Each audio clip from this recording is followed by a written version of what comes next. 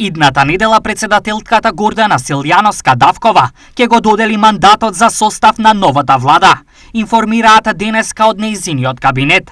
Согласно уставот, председателот на државата е должен во рок од 10 дена од конституирањето на собранието да го довери мандатот за состав на владата на партијата, односно на партиите што имаат мнозинство во собранието. Рокот за доделување на мандатот за состав на идната влада истекува на 7 јуни годинава. Мандатот во рок од 20 дена од денот на доверувањето на мандатот треба до собранието да го достави составот на идната влада и како нејзината програма. Собранието пак ја избира владата на предлог на мандатарот и врз основа на програмата со мнозинство гласови од вкупниот број пратеници.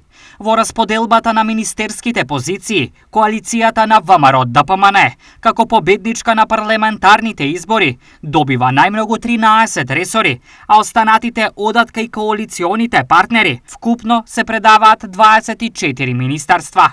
Главното место ќе биде за идниот премиер Мицкоски, а во други 20 фотели ќе седнат новите министри, плюс 3 кои ќе бидат без ресор. Што граѓаните очекуваат од новата се уште неформирана влада? Здраво, па ќе да видиме што ќе биде. Што очекувам? Правда да донесат, ништо друго. Правдата ако се донесе, секи тргне напред. Само правда, ништо друго. Судовите да проработат тоа што не чине се да се напуде и од корен се таму. Од новата владата е успешна и тера работата како што треба. Ја мислам дека Македонија ќе тргне напред.